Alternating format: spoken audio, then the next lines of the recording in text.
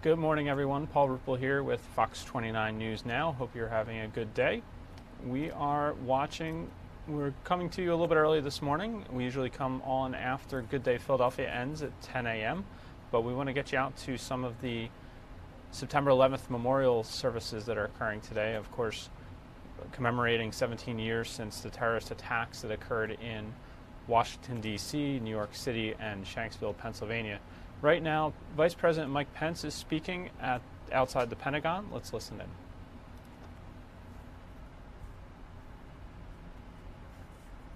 Write the names.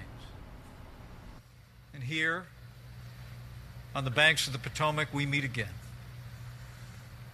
In this place,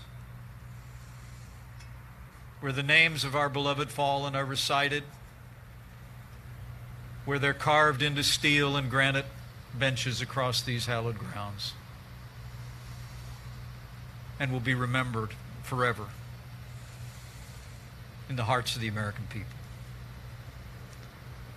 17 years ago today, America fell under attack. 19 radical Islamic terrorists seized control of 4 commercial airlines to strike the centers of our economy, our military, and our national government. They struck the World Trade Center first. At 8:46 in the morning, the hijackers hit the North Tower. Then, 17 minutes later, as the world watched,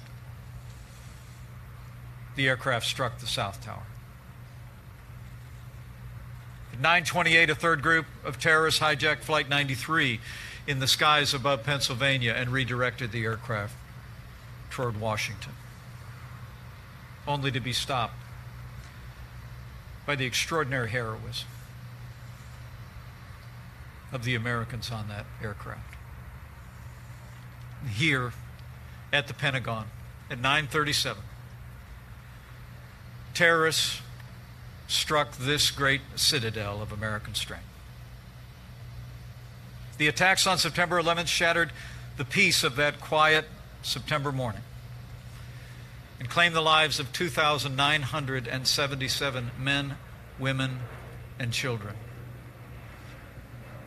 184 of them fell here. 59 aboard Flight 77 and 125 dedicated Americans serving in the hallways of the Pentagon and our Department of Defense.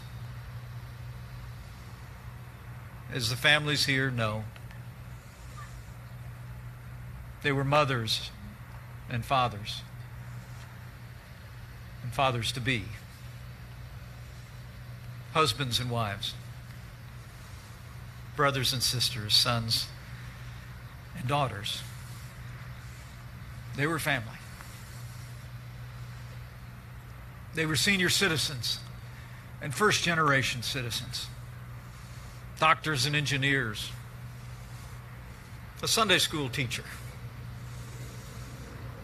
and a Little League coach. They were young professionals with new careers, and they were little children, just finding their way in the world. They were recent recruits and decorated veterans, patriots all. Among them were a mom and dad and their 2 daughters, the Falkenbergs, who just celebrated the 3rd birthday of their youngest, Dana, earlier that summer. A 6th grade teacher, Sarah Clark, chaperoning 3 students on a school trip from California. Her fiancé will never forget those last 3 words he heard. I love you. There was a budget analyst for the Army, Odessa Morris, who volunteered her time and skill to serve her community as a financial counselor and a treasurer at her church. And an Air Force veteran, Jim Lynch, who was known by his neighbors for the American flag, always flying atop that 15-foot flagpole that stood in his front yard.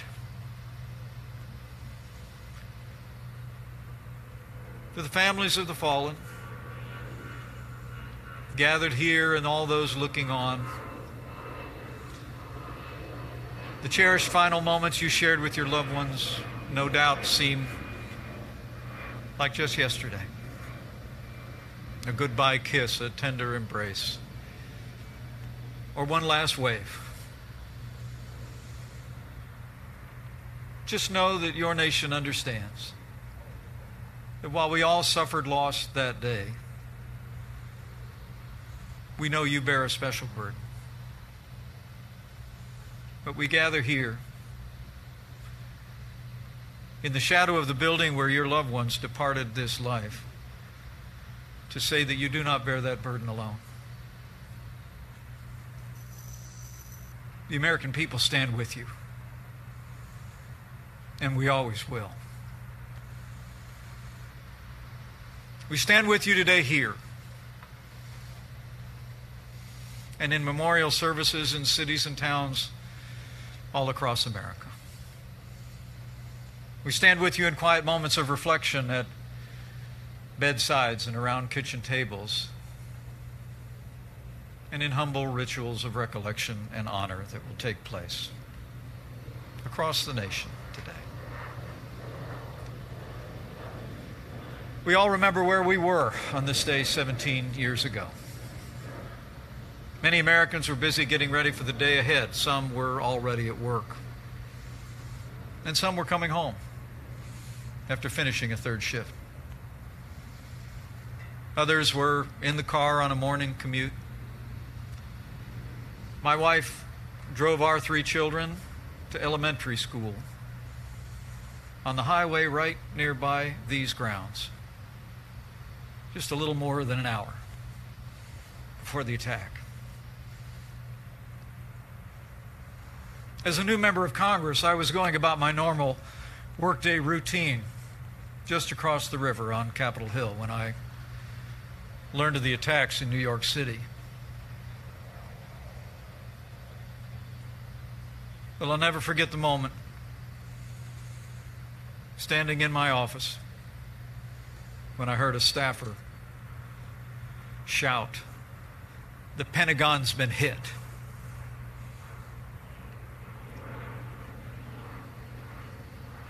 When I made my way out of the building and walked onto the Capitol grounds, I'll never forget the sight of seeing columns of mud, brown, and black smoke billowing out of the Pentagon, literally darkening half of that crystal clear blue sky. Now, while many of us remember that day like it was yesterday, a growing number of Americans have no living memory of what happened here. Roughly 1/4 of our people were born after September the 11th, 2001.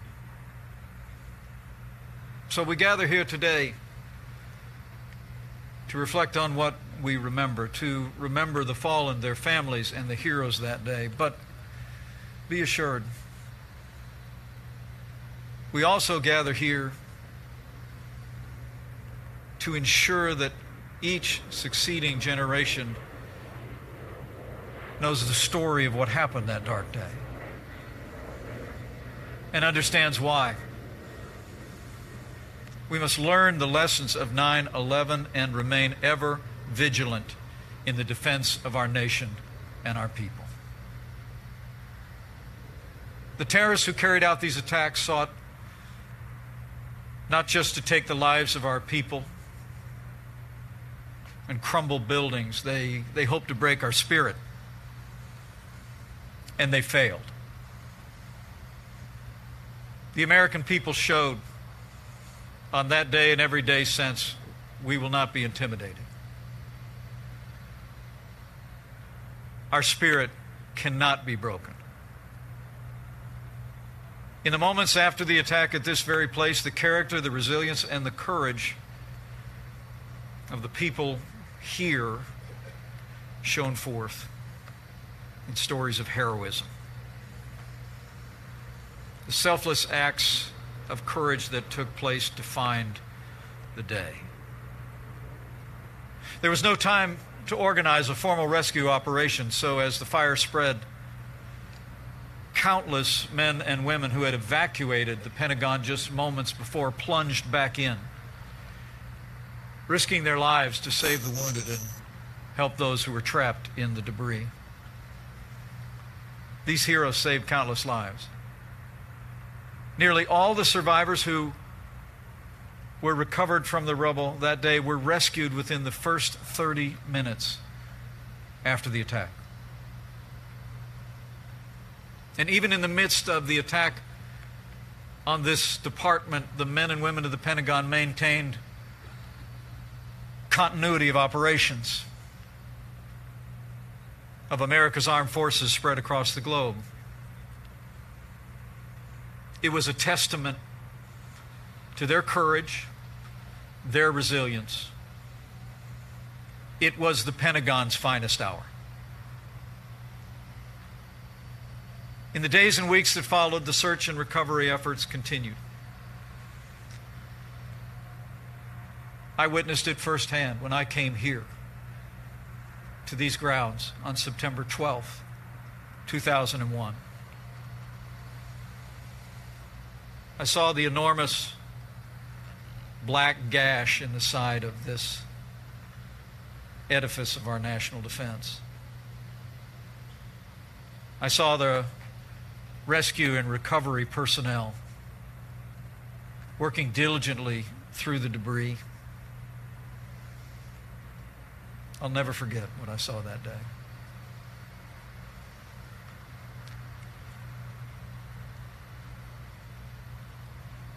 I saw heroism. I saw strength.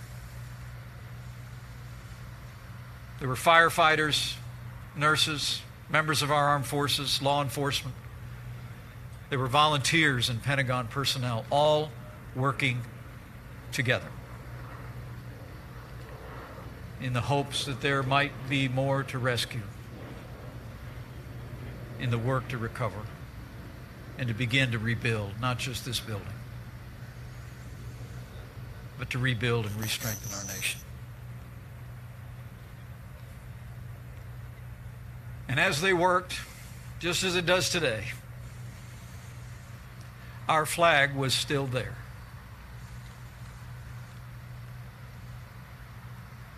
The stars and stripes were hung spontaneously from this west wall as a sign of America's strength and our commitment to freedom. We honor the fallen by remembering them. But as Secretary Mattis said, we also honor them by ensuring that we do everything in our power as a nation to prevent the evil of radical Islamic terrorism from ever reaching our shores again. Even before the smoke cleared and the fires had put out, Americans began to answer the call to step forward to serve this nation. And they did so by the millions. The lines outside recruiting stations across this country reached around the block in big cities and small towns. It's amazing to think. In the 17 years since that day, nearly 5.5 million Americans volunteered to serve in the armed forces of the United States. Those courageous men and women turned a day of tragedy into a triumph of freedom. As a nation, by their courage, we rallied together to meet the enemy on our terms, on their soil. Because of these heroes, for 17 years, because of the extraordinary work of law enforcement all across this country, there's not been another major terrorist attack on American soil. Today we remember the service and we remember the sacrifice of those who answered the call. And on this day, on 9/11, we also remember the nearly 7,000 Americans who've given their lives on the field of battle since September the 11th.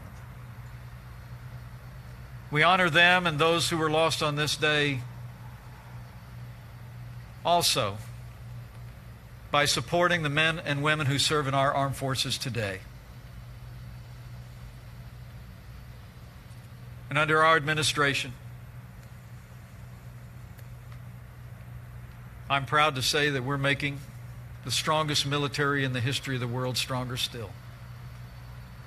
Last year, President Trump signed the largest increase in our national defense in a generation. And with that renewed support, we're giving our men and women in uniform and their commanding officers the resources and rules of engagement they need to fight and win where the perpetrators of this attack found safe haven. It's also important to recall that the terrorists of 9/11 inspired new enemies to spread violence and their genocidal ideology across the wider world. Today, every American should be proud that thanks to the courage of our armed forces and the leadership of our commander-in-chief, ISIS is on the run. Their caliphate has crumbled, and we will soon drive ISIS from the face of the earth. The evil that descended on America 17 years ago still lingers in our world. So to any who would wish us harm, let them know this. As the American people have shown every day since that bright September morning. As President Trump said on these grounds 1 year ago, in his words, we overcome every challenge. We triumph over every evil. And we remain united as one nation under God.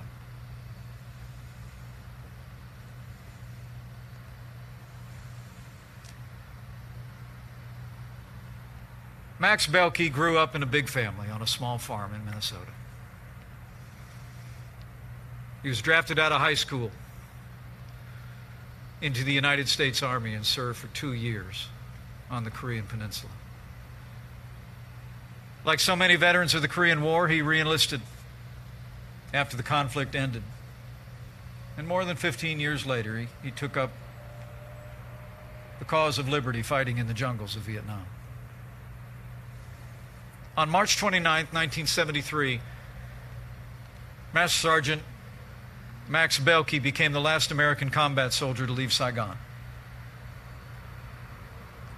On September 11, 2001, Master Sergeant Belkey was among the first to be declared lost here at the Pentagon.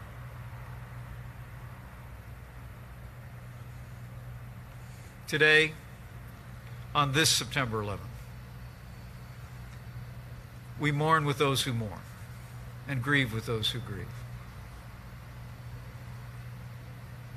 But we do not grieve like those who have no hope, because heroes give us hope. Today we remember our beloved fallen, whose names are enshrined at this memorial and will forever be etched in the hearts of the American people for as long as this nation endures. Today we remember the families of those we lost, who endured this tragedy with strength and courage. And today we remember the brave men and women who responded here and in New York City and in the air over Pennsylvania and on fields of battle in the 17 years since, who considered our lives more important than their own. And today we breathe a prayer for all of them and all of you. A prayer that I'm told that Master Sergeant Belkey recited every time he spoke to veterans in gatherings large and small across this country. he would always end with the same words. And so I end.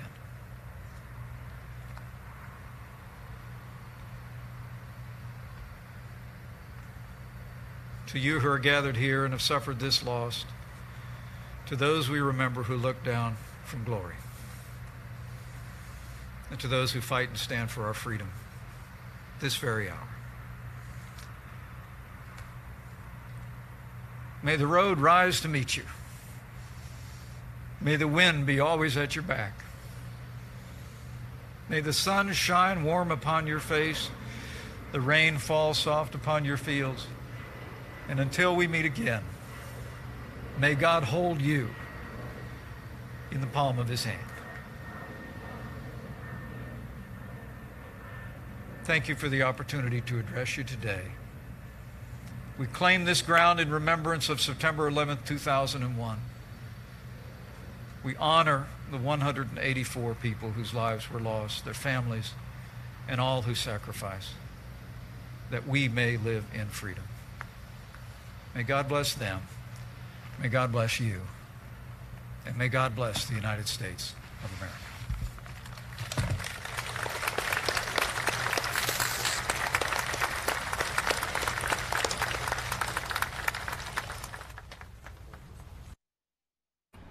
You've been watching Vice President Mike Pence speaking outside the Pentagon in Arlington, Virginia, just outside Washington, D.C. I want to let you know we're also waiting for President Trump to speak in Shanksville, Pennsylvania. We're trying to show you in the second box here some video from not just Shanksville, but also shots from New York, where they are currently reading the names of the fallen, those who lost their lives in the terrorist attacks of September 11th, 2001. And we're also keeping an eye on a bell ringing ceremony. It's about to get underway in Philadelphia. You've been watching some of the marchers processing to this event. Let's listen in for a little bit in New York to the names being read aloud.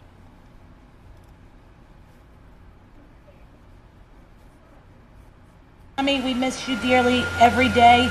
You're thought about every day.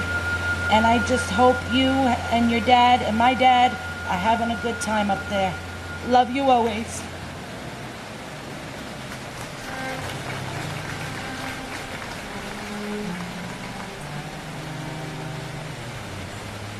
Gary Harold, Jeffrey Allen Hirsch, Thomas J. Hetzel, Leon Bernard Hayward, MC Sundance, Brian Christopher Hickey, and Amencio Dario Hidalgo Cedeno, Timothy Brian Higgins, Robert D. W. Higley II, Todd Russell Hill, Clara Victorine Hines, Neil O. Hines, Mark Hindi, Katsuyuki Hirai, Heather Malia Ho, Tara Yvette Hobbs, Thomas Anderson Hobbs, James J. Hoban, Robert Wayne Hobson III, Dajuan Hodges, Ronald G. Horner, Patrick A. Hoey, John A. Hoffer, Marsha Hoffman, Stephen Gerard Hoffman, Frederick Joseph Hoffman, Michelle L. Hoffman, Judith Florence Hoffmiller, Wallace Cole Hogan Jr., Thomas Warren Howick Jr., Jonathan R. Holman, Cora Hidalgo Holland, John Holland, Joseph F. Holland, Jimmy I. Holy, Elizabeth Holmes, Thomas P. Holohan, Herbert Wilson Homer, Leroy W. Homer Jr., Bradley V. Horn, James P. Hopper, and my father, Waving Wang. It's hard to imagine that it's been 17 years already. We love you and we miss you always. and my son Paul Robert Heckner.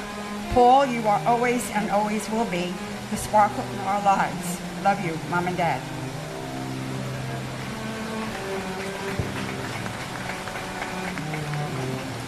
Montgomery McCullough Horde. Michael Joseph Horn. Matthew Douglas Horning. Robert L. Horojo Jr. Michael Robert Horrocks. Aaron Horowitz. Charles J. Houston. Uhuru G. Houston. Angela M. Houts. George Gerard Howard. Brady K. Howell. Michael C. Howell. Stephen Leon Howell. Marion R. Harachek. Milagros Romata. Chris Robert Hughes. Stephen Hutchko Jr. Robert T. Hughes Jr. Paul Rexford Hughes. Timothy Robert Hughes. Thomas F. Hughes Jr. Lamar Demetrius Hulse. Susan Huey. William Christopher Hunt. John Nicholas Humber Jr. Joseph Gerard Hunter. Kathleen Ann Hunt Casey. Robert R. Husa. Peggy M. Hurt. Robert J. Himmel. Stephen N. Highland Jr.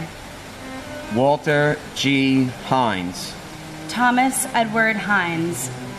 Zahutu Ibis. Joseph Anthony Iannelli. Michael Patrick Eichen. Jonathan Lee Ielpi. Frederick J. Ill Jr. Daniel Ilkanayev. And my uncle, Paul Edward Jeffers. Uncle Paul, we miss you, we love you, and we think about you every day. And my sister's husband, Carl Molinaro, firefighter. I would like to read a letter that was written by your children, Carl and Sabrina. They write, "The best compliment we have ever received is to be compared to you. Not just that we have your smile or eyes, but that we have your heart, your humor, and the things that made you, you. Although we have grown up in a world without you, we have come to know the man you were by the pieces you left behind in us. We are immensely proud of any image of you that is reflected in us. You touched the lives of so many and left behind so many amazing gifts. We know that wherever we go in life, we will always carry what you gave us. We love you, we miss you, and we thank you for sharing with us what made you the best. With love always, Sabrina and Carl. God bless America."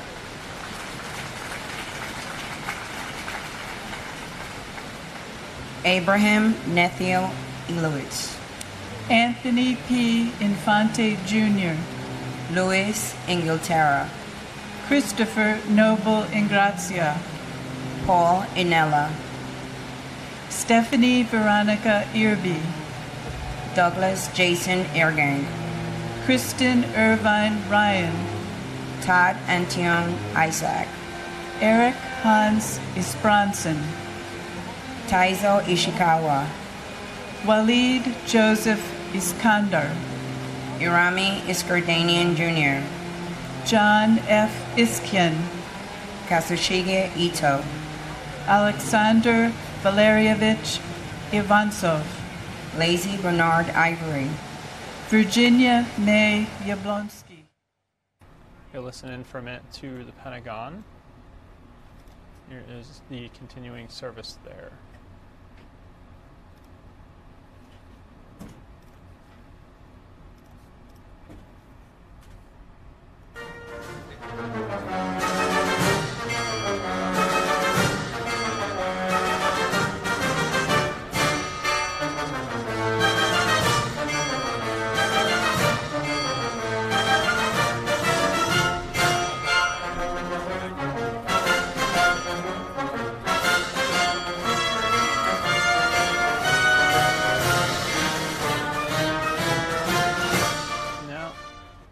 Let's go live to Philadelphia, where Mayor Jim Kenney is about to speak.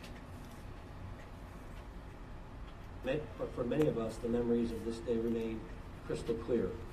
I think everyone here can recall exactly where they were when they heard the news that America was under attack. Families were torn apart, and our sense of security was stolen for us, but just for a bit. But we responded, as we always do, by retaining our American values and not letting fear deteriorate our way of life. We continue to carry those we lost with us and honor their memory by fighting against evil and injustice. I was particularly moved by the heroics of the first responders on that fateful day and the following weeks. These men and women are heroes that put themselves in harm's way to keep the rest of us safe. In Philadelphia, we are fortunate to have the best first responders in the world watching our backs. So it is important that we recognize them and thank them, not just today, when we're reminded of their bravery, but every day. And just want to keep the memory of the people who were lost in New York, Schwanksville, and the Pentagon, and their families in our thoughts and prayers. This will never go away. This is our generation's Pearl Harbor. God bless you.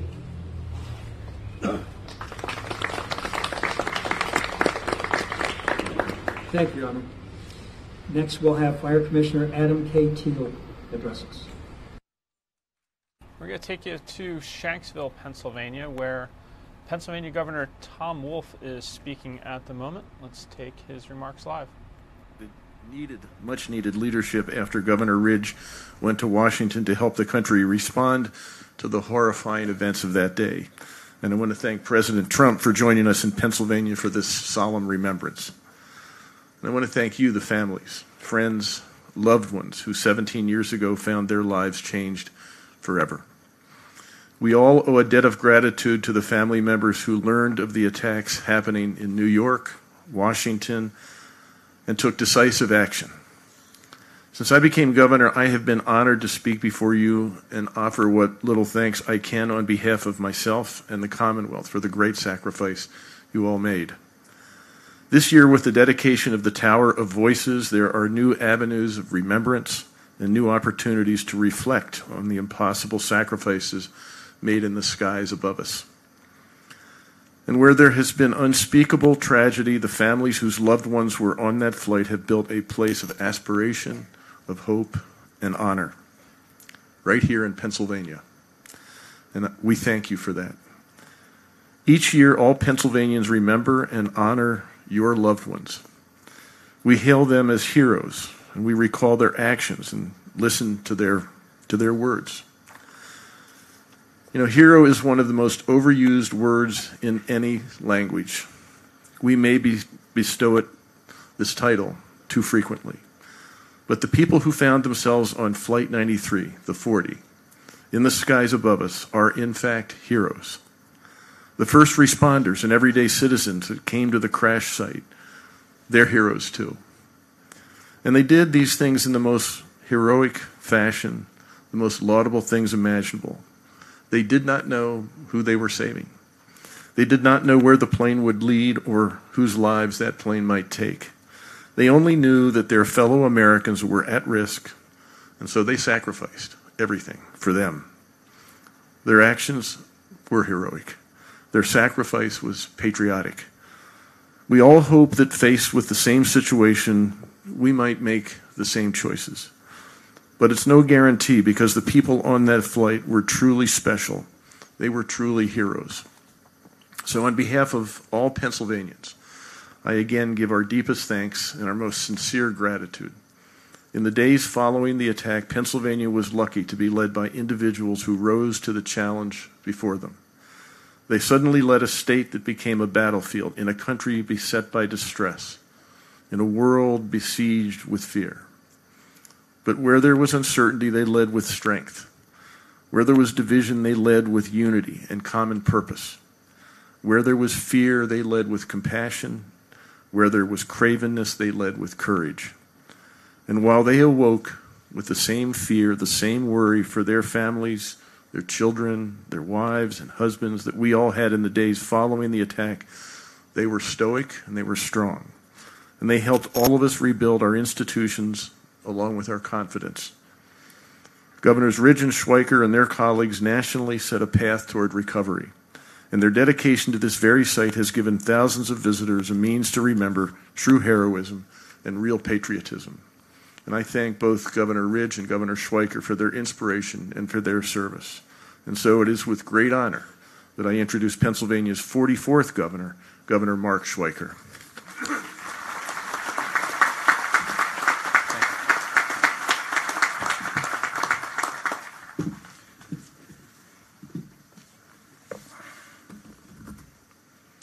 Thank you, Governor Wolf.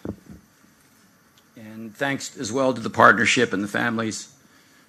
Gordy, thank you so much for the privilege on such sacred ground to offer what I consider to be important reflections. Mr. President, for the heroes we honor today and every day, please know that I am still in awe of them, as expressed the last time I officially spoke here on the first anniversary. It was here that freedom took its first stand. Today, this morning, again, we gather to reflect on the sacrifice that we've never forgotten. It's hard to believe that it's been 6,205 days since they defeated terror in the skies above. But as we know, time has a tendency to stand still when loved ones are ripped from us, yet we continue to hold them so close to our heart. Back then, we made a pact that we would never forget, and we never have. I want you to know that at difficult times in my life, my thoughts go to them. Their sacrifice, their patriotism, their love for America was and remains so incredibly pure that it is difficult for many to grasp. Thomas Burnett Jr. told his wife, Dina, a group of us are getting ready to do something. I have to go. I love you. Goodbye. Gordon Felt's brother, Edward, called 911 to report the hijacking.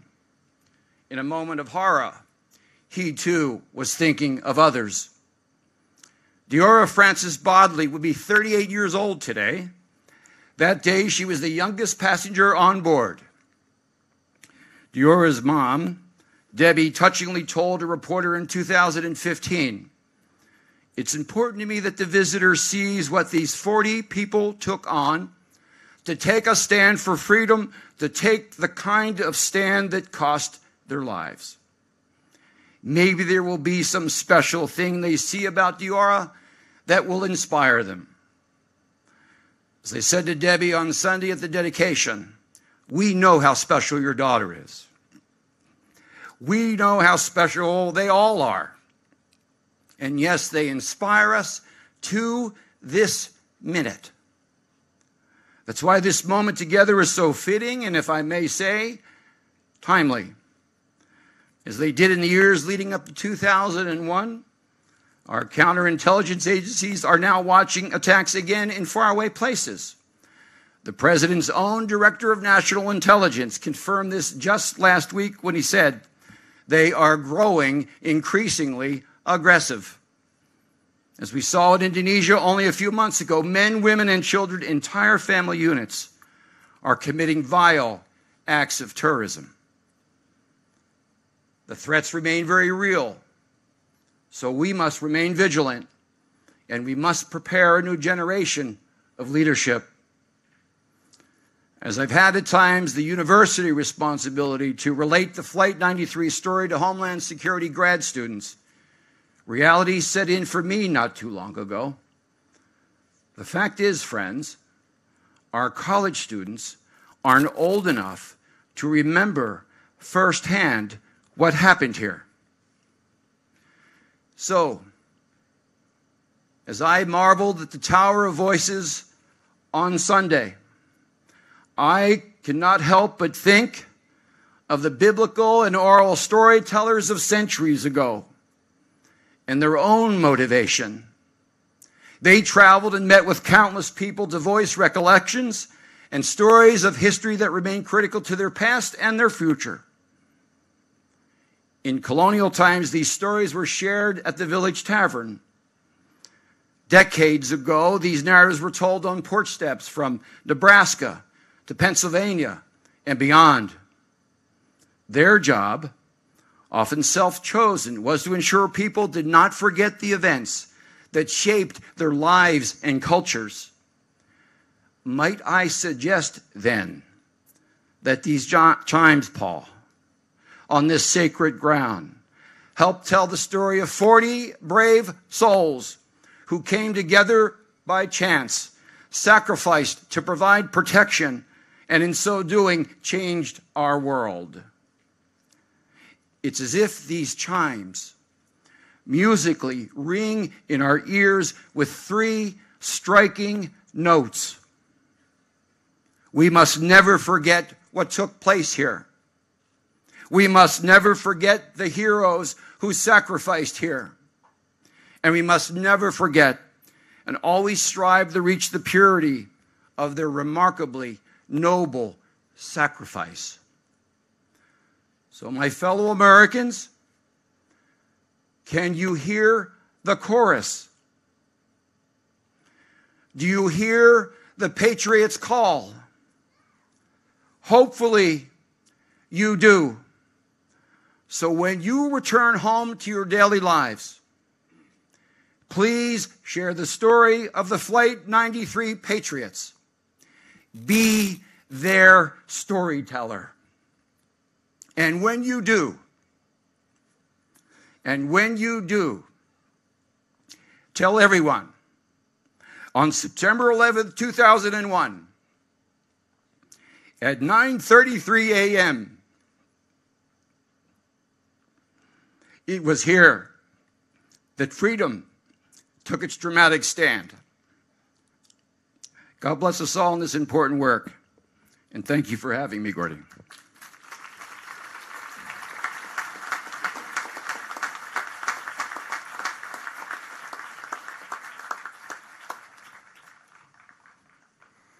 Thank you, Governor Wolf, Governor Schweiker, for your very powerful and heartening words. At this time, I would like to introduce Mr. Gordon Felt, President of the Families of Flight 93. This organization and this very, very special group of individuals are an integral part of the stewardship of Flight 93 National Memorial.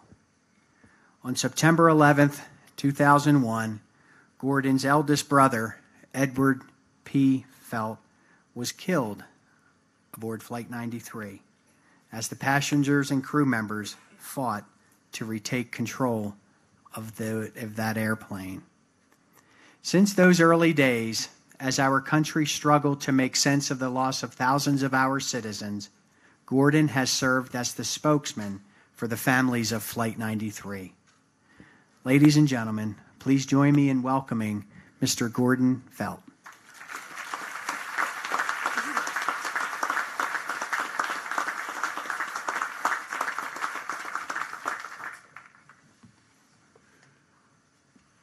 Mr. President, Mrs. Trump, Governor Wolf, Governor Schweiker, Secretary Zinke, Senator and Mrs. Casey, Congressman Schuster, Rothfuss, and Barletta, Captain and crew of the USS Somerset, distinguished guests, those that serve our nation through their work with the National Park Service, National Park Foundation, Flight 93 National Memorial Ambassadors, friends of Flight 93, visitors, and dearest to my heart, families of Flight 93. I welcome you to our annual service to honor the 40 extraordinary heroes of United Flight 93.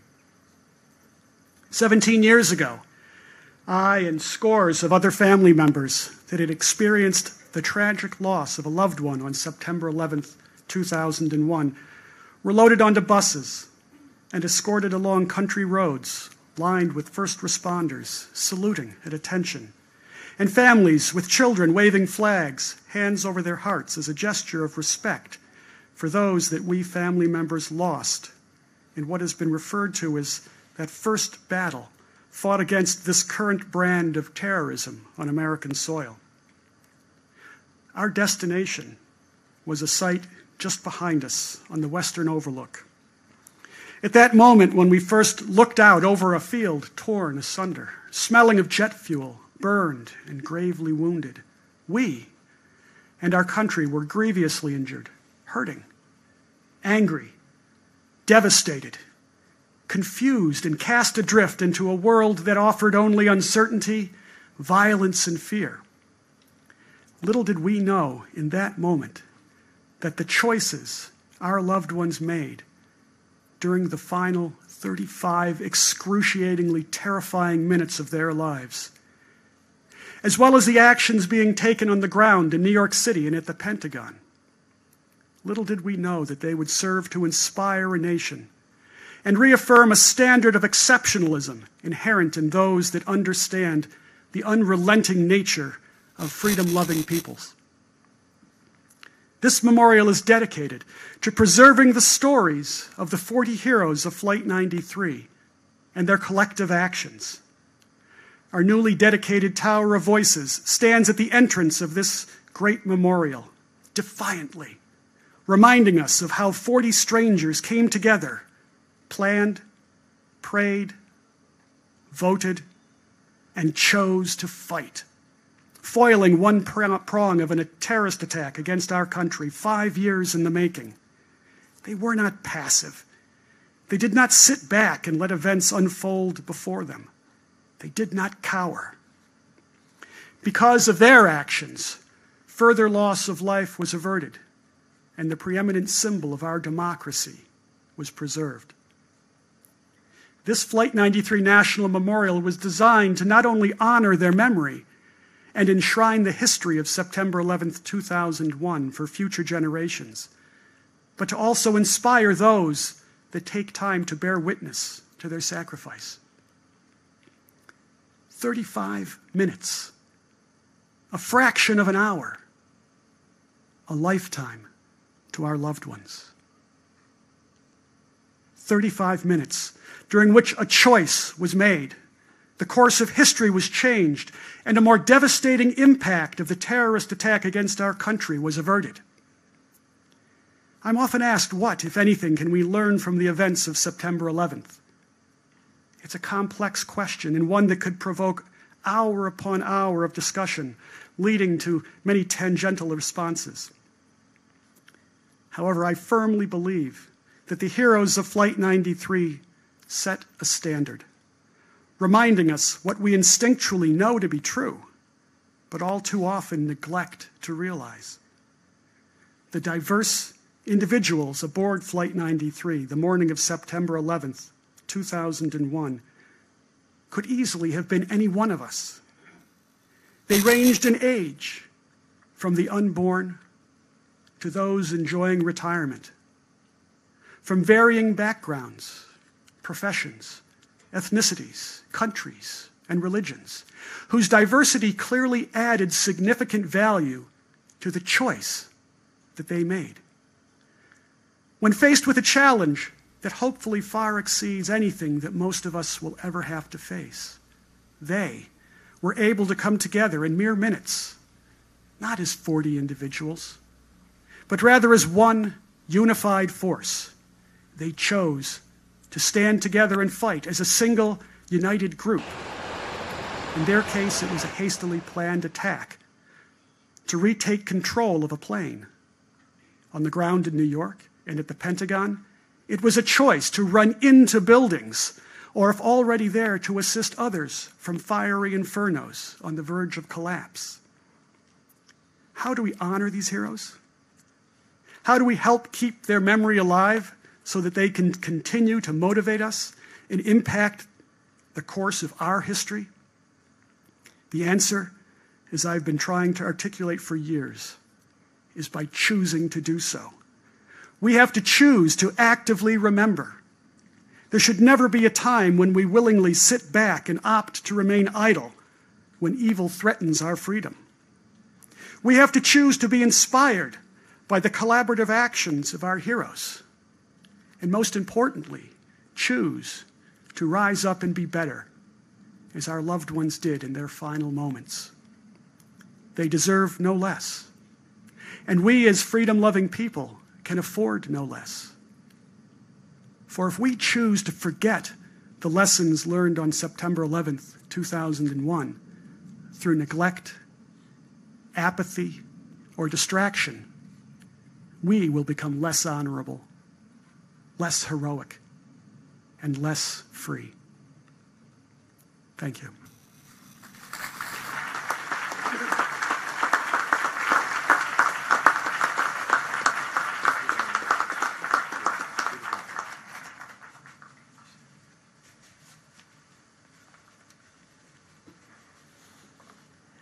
Thank you, Gordy. We're going to take you live for a moment to Philadelphia, where they've just rung the bell at the conclusion of their ceremony there. And at the Pentagon, it appears Vice President Mike Pence has been making the rounds, talking to service members near the site of the service there. Let's listen in back in Philadelphia again. Sounds like the bagpipers are performing.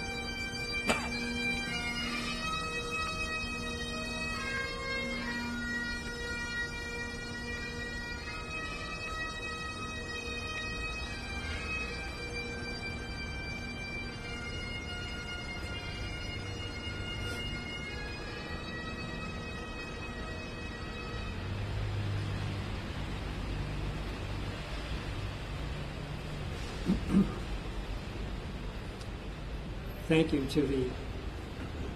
to our pipe and drum folks. Got me. At this point, we're going to have the Frankfurt ROTC advance, and I'm going to have Patricia Coyne of the Daughters of the American Revolution lead the flag folding ceremony. Thank you, Jay. I'm also a member of Veteran Guard 3rd Regiment, so it's my honor to represent Colonel Siegfried Honig and Lieutenant Gary Seaford in this.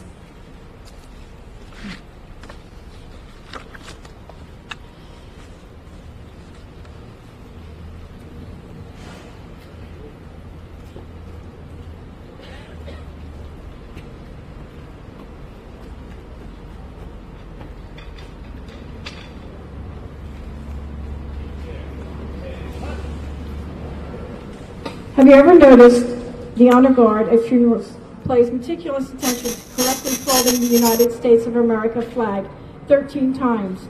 You may have thought it was to symbolize the original 13 colonies, but it also has a far deeper meaning. The flag folding ceremony represents the same principles upon which our country was originally founded. The first fold of the flag is a symbol of life.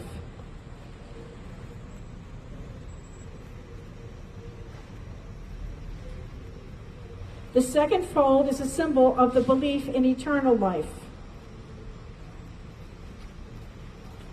The third fold is made in honor and remembrance of the veterans departing the ranks who gave a portion of their lives for the defense of the country to attain peace throughout the world. The fourth fold represents the weaker nature, for as American citizens trusting in God, it is to Him that we turn in times of peace as well as in times of war for His divine guidance. The fifth fold is a tribute to the country, for in the words of Stephen Decatur, our country, in dealing with other countries, may she always be right, but it is still our country, right or wrong. The sixth fold is for where people's hearts lie. It is with their heart that they pledge allegiance to the flag of the United States of America and the republic for which it stands, one nation under God, indivisible, with liberty and justice for all. The seventh fold is a tribute to its armed forces, for it is through the armed forces that they protect their country and their flag against all her enemies, whether they be found within or without the boundaries of the republic.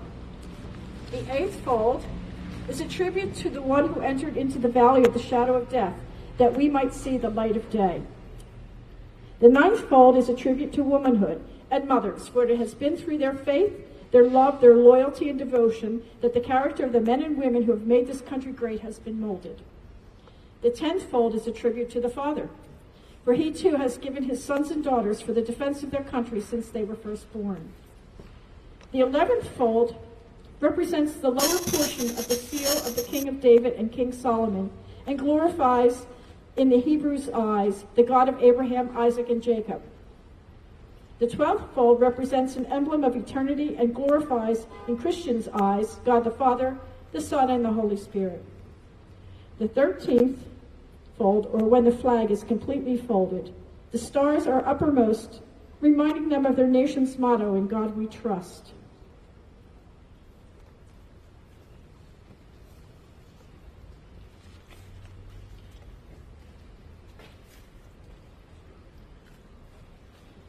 After the flag is completely folded and tucked in, it takes on the appearance of a cocked hat, ever reminding us of the soldiers who served under George Washington and the sailors and Marines who served under Captain John Paul Jones, who were followed by their comrades and shipmates in the armed forces of the United States, preserving for them the rights, privileges, and freedoms that we enjoy today.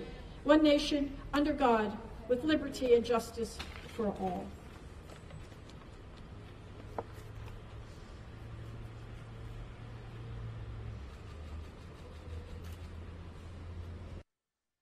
You've been watching the presentation of the flag here in Philadelphia outside the Betsy Ross House on Arch Street. Mayor Kenny receiving the flag there. I want to take you to Shanksville, Pennsylvania, where President Trump has begun speaking. We close our arms to help you shoulder your pain and to carry your great, great sorrow. Your tears are not shed alone, for they are shared grief with an entire nation. We grieve together for every mother and father, sister and brother, son and daughter who was stolen from us at the Twin Towers, the Pentagon, and here in this Pennsylvania field. We honor their sacrifice by pledging to never flinch in the face of evil and to do whatever it takes to keep America safe.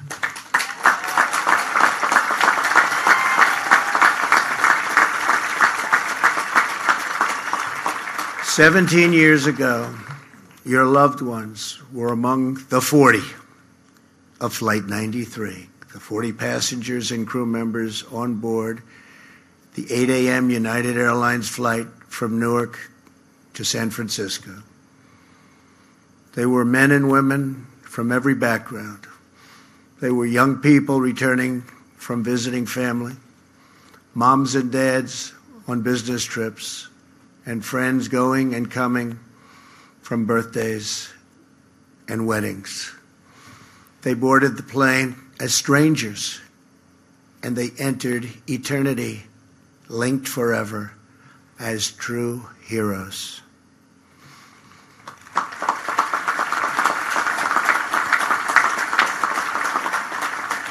Soon after takeoff, Flight 93 was hijacked by evil men bent on terror and conquest. Passengers and crew members began using their phones to call home. They learned that 2 planes had already crashed into the World Trade Center in New York City. Immediately, those on board Flight 93 started planning a response. Sandy Bradshaw, a flight attendant, called her husband and told him they were in the back of the plane preparing hot water to throw onto the hijackers. Passenger Jeremy Glick explained the plan to his wife and said, "Stay on the line, I'll be back." The passengers and crew members came together, took a vote, and they decided to act. At that moment, they took their fate and America's fate back into their own hands. In the last 20 minutes, many placed their final calls home, whispering those eternal words, "I love you." Some said the Lord's Prayer, and then they bravely charged the cockpit. They attacked the enemy. They fought until the very end, and they stopped the forces of terror and defeated this wicked, horrible, evil plan. Flight 93 crashed yards from where we stand, just 20 minutes flying time from the United States Capitol. Through their sacrifice, the 40 saved the lives of countless Americans, and they saved our capital from a devastating strike. In the days after the attack, tens of thousands of firefighters, police officers, and recovery workers traveled to New York and Arlington to crawl through the rubble and search for survivors. There were prayer vigils, memorials, and charity drives all across our nation. Here in Shanksville, many of you raised up the first memorial, a wooden cross, a chain-linked fence, mementos and tributes pouring in, and dozens of American flags. A piece of America's heart is buried on these grounds, but in its place has grown a new resolve to live our lives with the same grace and courage as the heroes of Flight 93. This field is now a monument to American defiance. This memorial is now a message to the world. America will never, ever submit to tyranny.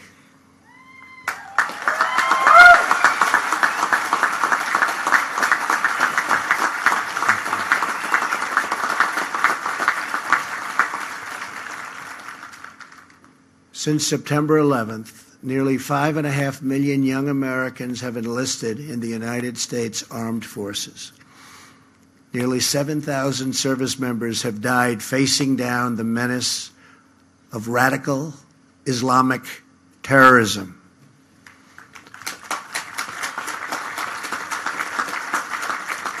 Today, we also think of the more than 200,000 service members now serving overseas. And we think of every citizen who protects our nation at home, including our state, local, and federal law enforcement. These are great Americans. These are great heroes. We honor and thank them all.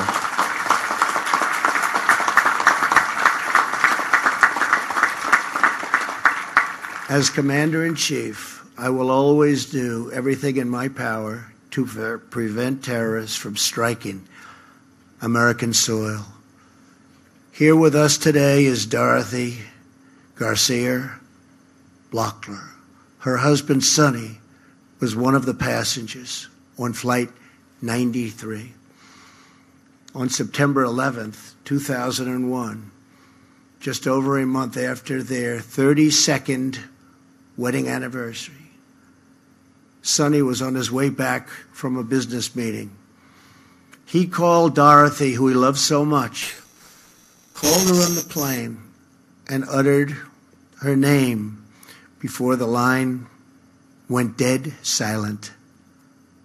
In the days after the attack, Dorothy told the investigators there was only one thing she wanted from this field: her husband's wedding ring. They would know it by the inscription etched inside. "All my love," it said, followed by the number 8269, the date of their anniversary.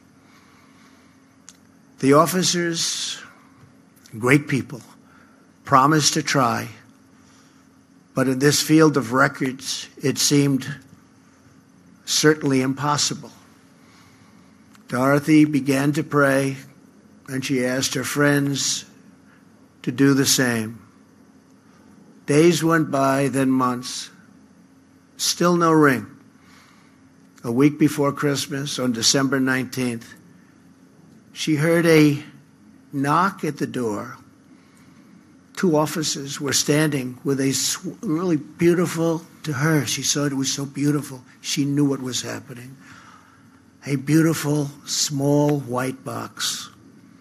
Inside it was a wallet, a luggage tag, a driver's license, a small bag with the wedding ring inscribed with those three precious words: "All my love." Those words echo across this field. And those words tell the story of 40 men and women who gave all their love for their families, their country, and our freedom. To Dorothy and to every family here today, America will never forget what your loved ones did for all of us.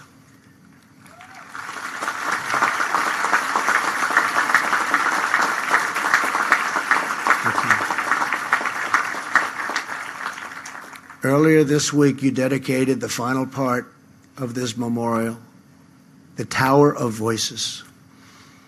Standing at 93 feet tall, the Tower of Voices is now the first structure visitors see when they come to this now sacred ground.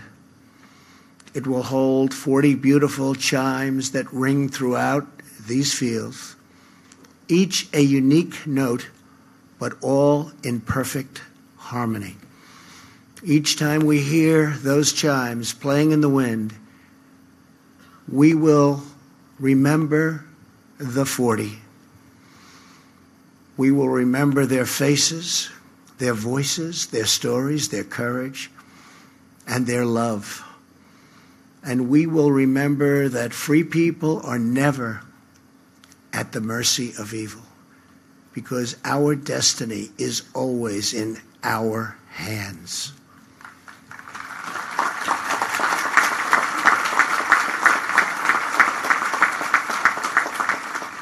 America's future is not written by our enemies. America's future is written by our heroes.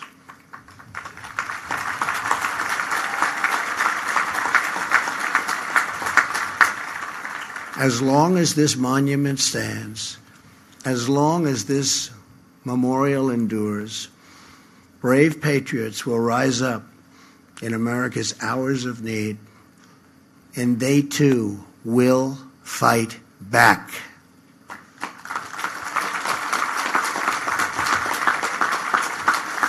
"17 years ago, 40 incredible men and women showed the whole world that no force on earth will ever conquer the American spirit.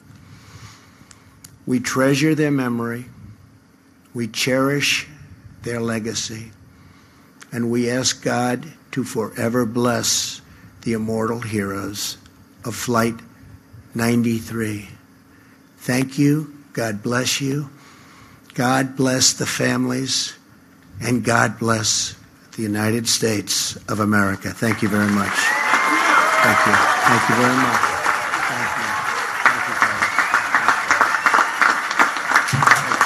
Thank you very much.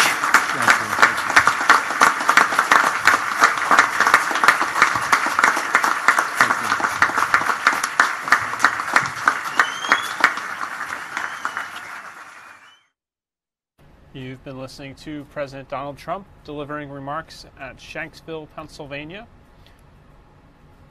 Meanwhile, in New York City near Ground Zero, the reading of names continues for the fallen in New York. Let's listen in there. DeFazio Morabito, Abner Morales, Carlos Manuel Morales, Paula E. Morales, Sonia Mercedes Morales Populo, Gerard P. Moran Jr., John Christopher Moran, John Michael Moran, Kathleen Moran, Lindsay Stapleton Morehouse, George William Morell, Stephen P. Morello, Vincent S. Morello, Yvette Nicole Moreno, Dorothy Morgan, Richard J.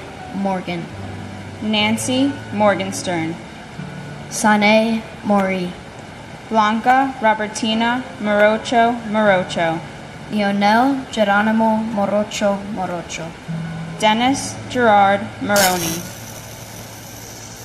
and my aunt Gabriela Silvino Weissman, who unfortunately I was never able to meet, but my mom, grandfather, and grandmother have told me many great things about it throughout the years. And my uncle, firefighter John G. Chapora, Engine 219. We only shared a little time together, and hearing stories about you makes me wish you were here to share all of life's experiences. But I know you're always with us. We love and miss you every day. Never stop smiling up there. Lynn Irene Morris, Odessa V. Morris, Seth Allen Morris, Steve Morris, Christopher Martell Morrison, Ferdinand V. Marone, William David Muskell, Brian A. Moss, Marco Motroni, Cynthia Motas Wilson, Yuri Mochinsky, Jude Joseph Musa, Peter Motos, Damian O'Neill Mowat, Teddington H. Moy, Christopher Michael Mazzillo, Stephen Vincent Mulderry, Richard T. Muldowney Jr., Michael D. Mullen, Dennis Michael Mulligan, Peter James Mulligan, Michael Joseph Mullen, James Donald Munhall, Nancy Muniz, Francisco Haladio Munoz, Carlos Mario Munoz, Teresa Munson, Robert Michael Morak, Cesar Augusto Murillo, Mark A. Marolo, Brian Joseph Murphy, Charles Anthony Murphy, Christopher W. Murphy, Edward Charles Murphy, James F. Murphy, James Thomas Murphy, Kevin James Murphy, Patrick Jude Murphy, Patrick Sean Murphy, Raymond E. Murphy, and my cousin, John M. Pocher. I'm very proud and honored to be standing here before you today. John made friends wherever he went. He connected with everyone, young and not so young, on every subject imaginable. He always said, "You don't have to be the smartest person, but it's important to be a well-rounded person." Current events, sports, pop culture, wine, fancy food, he knew a little about a lot. I am very grateful for this opportunity to remember him today, and I am proud to say his name before the world. Grieve not, nor speak of me with tears, but laugh and talk of me as if I were beside you, for I loved you so. 'Twas heaven here with you. Thank you. And my grandfather, Ronald Carl Fazio Sr. You now have 4 grandchildren who never got the opportunity to meet you, but love you very much, and never go a day without thinking about you. We miss you, Grandpa. Done.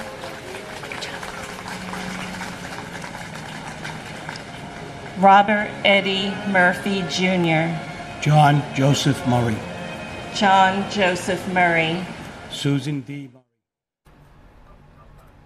You've been watching September 11th Remembrance Services in New York City. Or before that, it was Shanksville, Pennsylvania, where President Trump was speaking. I want to get you an update on another story we're watching right now. This is Hurricane Florence, and just as of the 11 a.m. advisory, it remains a 130 mile per hour major hurricane. It's the National Weather Service. We're showing you some radar imagery here. Let's get you some of the recent tweets that have come out from the Weather Service. 2 hours ago, the National Weather Service Eastern Region said that Florence had weakened slightly this morning to max winds of 130 miles per hour, which is where it remains this morning. Movement now west-northwest at 16 miles per hour. The storm is expected to strengthen today because it's going over some very warm waters. Hurricane and storm surge watches have been issued from Edisto Beach, South Carolina, northward to the North Carolina-Virginia border, including Pamlico and Albemarle Sounds. Update from the Weather Service a little while ago, about 15 minutes ago, said it again repeated has weakened a little bit due to as it underwent an eye wall replacement cycle. A new eye wall has formed and conditions remain favorable for Florence to re-strengthen later today. And most recently, the Weather Service National Hurricane Center issued its 49th advisory on the storm, which again states that Florence is expected to re-strengthen later today. The latest forecast from the Hurricane Center has Florence, you see there, the first of 3 hurricanes currently in the Atlantic, making landfall as a major hurricane. See, it's a Category 4. It'll remain a Category 4 for a while. And then the question is, how much strength does it have when it slams ashore, at least according to the forecast models, sometime Thursday into Friday? Evacuations are underway, and they're expecting a lot of rainfall from this storm. You can see there projections of into more than 30 inches in Wilmington, North Carolina. Potential there. That's because the storm isn't going to move very fast. The models are showing that the storm Florence would remain over that area and drop torrential rain over parts of North Carolina, South Carolina, and Virginia. Up in our area, we're expecting stronger surf, heavy rainfall, maybe an inch or 2 of rain at least at this time, and breezier conditions for sure. But the National Hurricane Center, as of the 11 a.m. advisory, says Florence is still a major hurricane, maximum sustained winds of 130 miles per hour. Wind gusts, of course, higher. moving at west-northwest at 16 miles per hour, and still, as of now, the forecast calls for it to potentially go ashore in the Carolinas. You can see there are 3 hurricanes. Isaac is expected to go into the Lesser Antilles, I believe. Helene, behind that, is expected to stay out over water, but it's too early to say for sure. There's also another system that they're watching in the Caribbean right now. Not clear if that'll become a storm before it goes ashore on the Gulf of Mexico near Texas. There's the latest on Florence as of the 11 a.m. advisory. So we wanted to get you an update on the storm, get you the latest conditions. I want to quickly take you back to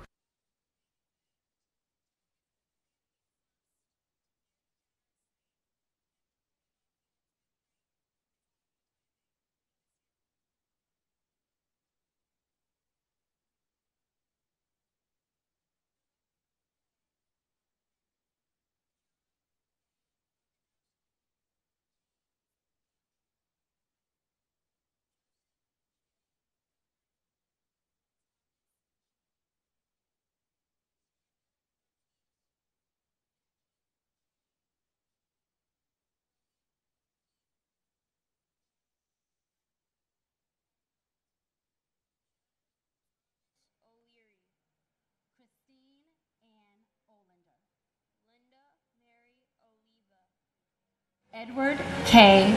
Oliver, Leah Elizabeth Oliver, Eric Taub Olson, Jeffrey James Olson, Barbara K. Olson, Matthew Timothy O'Mahony, Stephen John Olson, Seamus O'Neill, Toshihiro Onda, Peter J. O'Neill Jr., John P. O'Neill, Betty Ann Ung, Sean Gordon Corbett O'Neill, Christopher T. Orgilowitz, Michael C. Opperman, Virginia Ann Ormiston, Margaret Quinn Orlowski, Kevin M. O'Rourke, Ruben S. Ornado, Peter Keith Ortali, Ronald Orsini, Jane Marie Orth, Juan Ortega Campos, David Ortiz, Alexander Ortiz, Pablo Ortiz, Emilio Pete Ortiz, and my cousin, Sergeant Rodney C. Gillis, NYPD ESU Truck 8. We love and miss you, Rod. And my uncle, Sean Edward Bowman Jr. We love you, we miss you, and although I never got to meet you, you still have a special place in my heart. Paul Ortiz Jr., Sonia Ortiz, Masaru Osei, Patrick J. O'Shea, Robert William O'Shea, Elsie Carolina Osorio Oliva, James R. Ostrowski, Timothy Franklin O'Sullivan, Jason Douglas Oswald, Firefighter Michael John Otten, Isidro D. Ottenwalder, Michael Chung U, Todd Joseph Oida, Jesus Ovales, Peter J. Owens Jr., Arianes Oyola, Angel M. Babon Jr., Israel Pebon Jr., Rodlin Pacheco, Michael Benjamin Packer, Diana B. Padro, Deepa Pakala, Jeffrey Matthew Palazzo, Thomas Palazzo, Richard A. Paluzzo, Battalion Chief Oreo Joseph Palmer, Frank Anthony Palumbo, Alan N. Palumbo, Christopher Matthew Panettiere, Dominique Lisa Pandolfo, Jonas Martin Panic, Firefighter Paul J. Pansini, John M. Paolio. Edward Joseph Papa. Salvatore T. Papasso. Firefighter James Nicholas Papa George. Marie Papalardo. Vinod Kumar Paraket. Vijay Shankar Parasuthi. Nitin Ramesh Parankar. And my father, firefighter Scott Larson. And my father-in-law, Deputy Chief Ray Downey. 17 years ago, you made the ultimate sacrifice. Not a day goes by that you're not thought about, talked about, or remembered. You must be so proud of your 5 children and 15 grandchildren, and especially your wife, Rosalie, our rock. They have done so much to be sure that your name is carried on, and that everything you did within the community and the fire department is continued and improved upon. Continue to send the ladybugs as a reminder that you are always with us and watching over us. Watch over your son and the members of the USAR team that are headed to the Carolinas in preparation for the hurricanes. May the 343 firefighters, the police officers, and all the innocent victims of that dreadful day rest in peace. God bless our troops that continue to fight for our freedom. Hardai Parvu. James Wendell Parham. Deborah Marie Paris. George Paris. Yi Hyung Park. Philip Lacey Parker. Michael Elaine Parks. Robert E. Parks Jr. Hashmukh C. Parmar. Robert Paro. Diane Marie Parsons. Leobardo Lopez Pascual. Michael J. Pascuma Jr. Gerald Hughes Paskins. Horace Robert Passananti. Suzanne H. Passaro. Avnish Ramanbai Patel. Dipti Patel. Manish Patel. Stephen Bennett Patterson. James Matthew Patrick. Manuel D. Petrosino. Bernard E. Patterson. Clifford L. Patterson Jr. Sierra Marie Patty. Robert E. Pattison. James Robert Paul. Patrice Paz. Victor Hugo Paz. Stacy Lynn Peak. Richard Allen Perlman. Darrell V. Pearsall Jr. Thomas Nicholas Pecorelli. Thomas Pedicini. Todd Douglas Polino. Mike Adrian Pelletier. Anthony G. Peluso. Angel R. Pena. Robert Penninger. Richard Al Penny. And my uncle, Norman Scott Rossnow, who I never got the chance to meet. Because I'm named after my uncle, I convinced myself when I was younger that I was exactly like him. My favorite color was green, I loved to cook, and do the same things he liked to do. After hearing continuous stories told by my family, I've grown up knowing what a kind, compassionate, and caring person he was, and it makes me mad, sad, and confused that such a terrible thing could happen to such an amazing person. I love you so much, Uncle Norman. Every day I live in your memory, and I hope I make you proud. And my uncle, Port Authority Police Officer Clinton Davis. I never got to meet you, but I know we all love and miss you, and you will never be forgotten. You've been watching remembrances of the September 11th terror attacks in Arlington, Virginia, outside the Pentagon, then Shanksville, Pennsylvania, and now in New York City at the World Trade Center, Ground Zero. I want to thank you very much for joining us today. We also brought you some information about Hurricane Florence. We are watching the storm. The projections will bring you the latest on both the 9/11 tributes and the hurricane watches that are affecting the East Coast on tonight's Fox 29 News at 5, 6, 10, and 11. For now, I'm Paul Ruppel. Thank you for watching Fox 29 News Now. We're on each day after Good Day from 10 to 11 a.m. Have a great day, and thank you for watching.